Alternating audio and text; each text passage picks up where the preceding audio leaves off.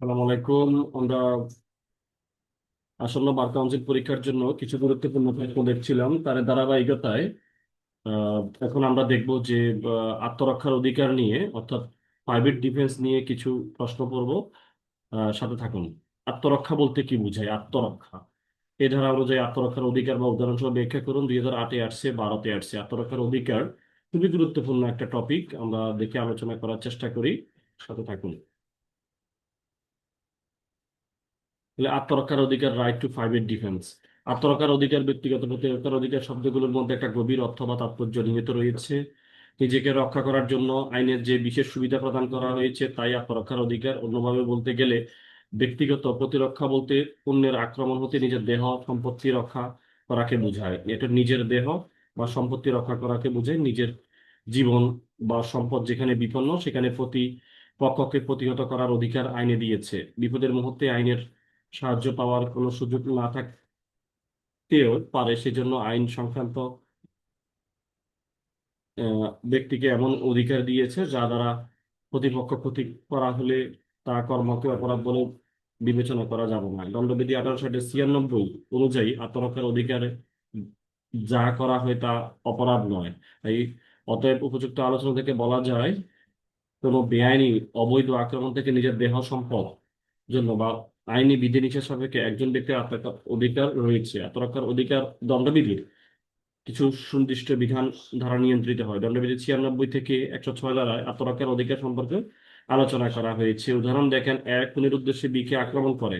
B একে বাধা দেওয়ার জন্য লাঠি দিয়ে আঘাত করে, এতে এ মারাত্মকভাবে আহত হয়। এখানে বি আত্মরক্ষার অধিকার প্রয়োগ করে, তাই বি এর কোনো অপরাধ হয়নি। আশা করছি বিষয়টা আপনারা বুঝতে পেরেছেন। আমরা পরের প্রশ্নতে চলে যাই,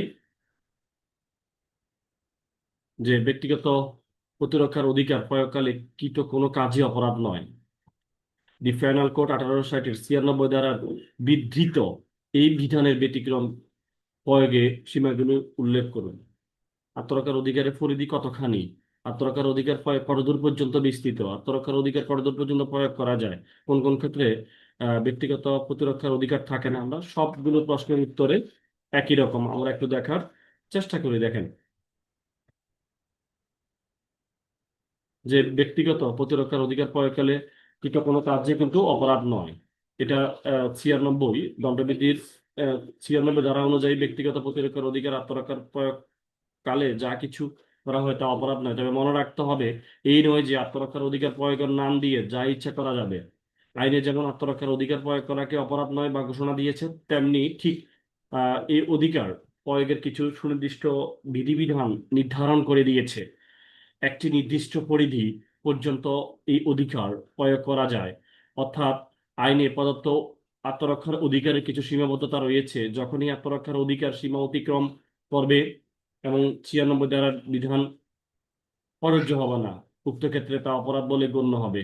আত্মরক্ষার সীমাবদ্ধতা বা কখন আত্মরক্ষার অধিকার প্রয়োগ করা যায় না বা কখন আত্মরক্ষার অধিকার প্রয়োগ করা অপরাধ বলে গণ্য হয়, আত্মরক্ষার অধিকার প্রয়োগে কতদূর বিস্তৃত 99 ধারায় বলা হয়েছে। এছাড়া 101, 102, 103, 104, 105 এই আলোকে আত্মরক্ষার অধিকার প্রয়োগের সীমাবদ্ধতার পরিধি নির্ধারণ করা যায়, তা নিচে দেওয়া হলো। আমরা একটু দেখার চেষ্টা করি আত্মরক্ষার পরিধিগুলো কি, কতদূর পর্যন্ত। এখানে মূল যে ধারাটা আছে সেটা হলো 99। আমরা 99-কে মাথায় রেখে আত্মরক্ষার অধিকার প্রয়োগ করতে হবে। দেখেন, ধারা 99-এর অধীন সরকারি কর্মকর্তা তার দায়িত্ব পালনকালে তার নির্দেশে কেউ দায়িত্ব পালনের সময় কোনো কাজ করলে ওই কাজের বিরুদ্ধে আত্মরক্ষার অধিকার প্রয়োগ করা যাবে না, যদি কাজটি সরল বিশ্বাসে করা হয়, আইনের দৃষ্টিতে যৌক্তিক হলেও মৃত্যু বা গুরুতর আশঙ্কা না থাকে। তাইলে সরকারি কর্মকর্তা দায়িত্ব পালনকালে বা তার নির্দেশে কেউ দায়িত্ব পালনের সময় কোনো কাজ করলে তখন আত্মরক্ষার অধিকার প্রয়োগ করা যাবে না। এরপরে দেখেন, যে ক্ষেত্রে সরকারি কর্তৃপক্ষের আশ্রয় লাভের সুযোগ থাকে, সেক্ষেত্রে আত্মরক্ষার অধিকার প্রয়োগ করা যায় না। আমরা দেখি আত্মরক্ষার প্রয়োগের আহ, সময় যতটুকু ক্ষতি করা দরকার তার চেয়ে বেশি ক্ষতি করা যাবে না। যদি ক্ষতি করা হয়, তবে আত্মরক্ষার অধিকার প্রয়োগের সময় পরিস্থিতি অনুযায়ী সে পরিমাণ আঘাত বা ক্ষতি হবে, কিন্তু এর চেয়ে বেশি করা যাবে না। এরপরে আমরা একটু দেখার চেষ্টা করি যে আপনার 100 ধারাতে কি বলতেছে। আপনার যে 101 এবং 3, দেহ বা সম্পত্তি রক্ষার আত্মরক্ষার অধিকার প্রয়োগ করতে গিয়ে সুনির্দিষ্ট কিছু ক্ষেত্র ছাড়া আক্রমণকারী মৃত্যু ঘটানো যাবে না। আশা করছি বিষয়টা আপনারা খুব ভালোভাবে বুঝতে পেরেছেন। আমরা পরবর্তী প্রশ্নটা একটু দেখে যাই যে কোন কোন ক্ষেত্রে দেহের ব্যক্তিগত প্রতিরক্ষা অধিকার প্রয়োগকারী মৃত্যু পর্যন্ত ঘটানো যায়। এবং আত্মরক্ষার অধিকার প্রয়োগে শরীর ও সম্পত্তি রক্ষার্থে আক্রমণকারী মৃত্যু পর্যন্ত ঘটানো যেতে পারে। এটা খুবই গুরুত্বপূর্ণ। এবার বার কাউন্সিল পরীক্ষার জন্য বিষয়টা গুরুত্ব সহকারে দেখবেন। দেখেন, তাহলে আমরা দেখতে পারি যে আহ, দণ্ডবিধি 1860-এর ধারা 96 অনুযায়ী ব্যক্তিগত প্রতিরক্ষার অধিকার নিম্নে দুটি ক্ষেত্রে প্রয়োগ করা যায়। একটা হলো নিজের দেহ বা অন্যের দেহ রক্ষা করতে, নিজের বা অন্যের সম্পত্তি রক্ষা করতে, দুইটি আপনি করতে পারবেন। তাহলে নিজের বা অন্যের দেহ রক্ষা করতে 100 ধারায় 6টি ক্ষেত্রে উল্লেখ করা হয়েছে যেসব ক্ষেত্রে ব্যক্তিগত প্রতিরক্ষার অধিকার প্রয়োগ করতে গিয়ে মৃত্যু পর্যন্ত ঘটানো যাবে। তবে এইসব ক্ষেত্রে আত্মরক্ষার অধিকার প্রয়োগের সময় 99 ধারা বিধিনিষেধ বিবেচনায় রাখতে হবে। 100 ধারায় উল্লেখিত ক্ষেত্রগুলো হচ্ছে, যদি আমরা দেখি যে এখানে আহ, যে আক্রমণের ফলে মৃত্যু ঘটানোর যুক্তিসঙ্গত আশঙ্কা তৈরি হয়েছে, কিন্তু মৃত্যু ঘটানোর আশঙ্কা তৈরি হয়েছে যে আক্রমণ ফলে গুরুতর গ্রিভিয়াস জখমের যুক্তিসঙ্গত আশঙ্কা তৈরি হয়েছে, এবং ধর্ষণের রেফ অর্থাৎ অভিপ্রায় নিয়ে আক্রমণ করা হলে, এবং আনন্যাচারাল লাস্ট বা কামনা পূরণের উদ্দেশ্যে আক্রমণ করা হলে, কিডন্যাপিং অর্থাৎ অপহরণের জন্য যদি আক্রমণ করা হলে, এবং অবৈধ কনফাইনমেন্ট, রংপুর কনফাইনমেন্ট অবৈধ আটকের অভিযোগে আক্রমণ করা হলে, এবং তিনি যদি মনে করেন এরূপ অবৈধ আটকের কারণে সরকারি কর্তৃপক্ষের সহায়তা পাবে না। উপযুক্ত ক্ষেত্রগুলোতে একজন ব্যক্তি 100 ধারার অধীন দেহ রক্ষার অধিকার প্রয়োগ করতে গিয়ে আক্রমণকারীর মৃত্যু ঘটাতে পারবেন, এবং 101 অনুযায়ী 6টি ক্ষেত্র ছাড়াও আত্মরক্ষার জন্য ক্ষতি করা যাবে, তবে মৃত্যু ঘটানো যাবে না। 102 ধারা যখনই দেহর উপর আক্রমণের আশঙ্কা দেখা দিবে, সাথে সাথে আত্মরক্ষার অধিকার সৃষ্টি হবে। এরূপ আশঙ্কা যতক্ষণ থাকবে ততক্ষণে আত্মরক্ষার অধিকার থাকবে। যতক্ষণ এরূপ আশঙ্কা কেটে যাবে তখন আত্মরক্ষার অধিকার প্রয়োগের আর সুযোগ থাকবে না। এটা হলো 102-এর গল্প। অর্থাৎ স্থিতিকালটা কতক্ষণ থাকবে সেই বিষয়টাই। এবার আমরা একটু দেখার চেষ্টা করি যে আপনার বা নিজের বা অন্যের সম্পত্তি রক্ষা করতে গিয়ে যে বিষয়টা, কোনো কোনো ক্ষেত্রে আত্মরক্ষার অধিকার প্রয়োগে সম্পত্তি রক্ষার্থে আক্রমণকারী মৃত্যু পর্যন্ত ঘটানো যায়।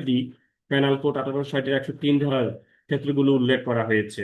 এখানে 103 ধারায় নিম্নলিখিত ক্ষেত্রে সম্পত্তি অনিষ্টের আশঙ্কার ক্ষেত্রে আত্মরক্ষার অধিকার প্রয়োগে আক্রমণকারী মৃত্যু পর্যন্ত ঘটানো যায়। যেমন দস্যুতা, হ্যাঁ, আমরা রবারি, হ্যাঁ, তারপরে হলো রাত্রিবেলায় ঘর ভেঙে গৃহে অনুপ্রবেশ, হ্যাঁ, হাউস ট্রেসপাস করলে, তাও আবার রাতের বেলায়, এবং বসবাস বা সম্পত্তি রক্ষার স্থান রূপে ব্যবহৃত ইমারত, তাঁবু, জাহান, অগ্নিকাণ্ড সাহায্যে অনিষ্ট সাধন করলে, অগ্নিকাণ্ড সাহায্যে ফায়ারের সাহায্যে যদি আপনি অনিষ্ট সাধন করেন, চুরি, অনিষ্ট সাধন, অনধিকার প্রবেশ, এমন অপরাধ এমন ভাবে করা হয় যেন আত্মরক্ষার অধিকার প্রয়োগ না করা হলে মৃত্যু বা গুরুতর আশঙ্কা থাকে। আশা করছি আপনারা বিষয়টা বুঝতে পেরেছেন। আমরা একটা পরবর্তী প্রশ্ন দেখার চেষ্টা করি। দেখেন এখানে কি বলতেছে।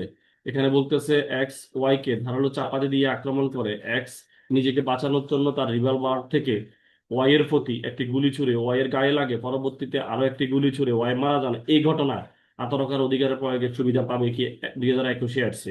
কারণ আলোচ্য অংশে প্রথম গুলি ছোড়ার পর ওয়াই এর আহত হয়, চাপাতি ফেলে দিত বা ধরাশয়ী হইতো, কিন্তু যে ক্ষেত্রে দ্বিতীয় গুলি ছোড়া এক্স আত্মরক্ষার অধিকার মাত্রা অতিক্রম করেছে, এক্স আত্মরক্ষার অধিকার সুবিধা পাবে না। অন্যদিকে এক্স গুলি ছোড়ার পর ওয়াই আহত হয়েও যদি এক্স আঘাত করতে অগ্রসর হয়, তখন এক্স কর্তৃক ওয়াই কে দ্বিতীয় গুলি ছোড়া আইনসম্মত হবে। এক্ষেত্রে এক্স আত্মরক্ষার সুবিধা পাবে। আশা করছি বিষয়টা বুঝতে পেরেছেন।